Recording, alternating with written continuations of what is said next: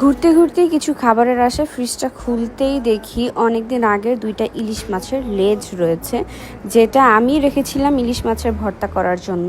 তো ভাবলাম যাক এখন করি, বাট লেজগুলোকে আগে আরেকটু কড়া করে ভেজে নিতে হবে। এই জন্য আমি TQI-ইউর এই এয়ার ফ্রায়ারটা নিয়েছি, যেটার মধ্যে আম্মু একটু আগে আলু ভেজেছিল। তাই ভাবলাম এটার ভিতরে আমি এই ইলিশ মাছের লেজগুলোকে আরেকটু কড়া করে ভেজে নিই।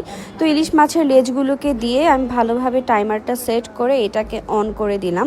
এই এয়ার ফ্রায়ারের মধ্যে কিন্তু একদম তেল ছাড়াই তোমরা সবকিছু ভাজাভাজি করতে পারবে, চাইলে হালকা সামান্য একটু তেলও দিতে পারবে। অর্ডার করতে TQI-ইউর ফেসবুক পেজে চলে যাও অথবা স্ক্রিনে দেওয়া হোয়াটসঅ্যাপ নাম্বারে হোয়াটসঅ্যাপ করতে পারো। এই দেখো আমার ইলিশ মাছের লেজগুলো কিন্তু একদম কটা ভাজা হয়ে গিয়েছে, মানে একদম কচকচে মানে করকরে হয়ে গিয়েছে, অনেক সুন্দর ভাজা হয়। সো তাড়াতাড়ি এখনই TQI-ইউর ফেসবুক পেজে গিয়ে এটা অর্ডার করে নাও, এটা আসলেই অনেক ভালো।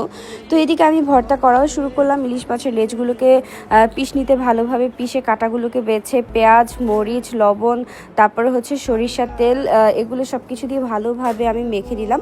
আর মাখার পর এই তো আমি লাস্টে একটু লেবুর রস দিয়ে নিলাম। আর এই তো আমার হচ্ছে ইলিশ মাছের লেজের ভর্তাটা একদম রেডি।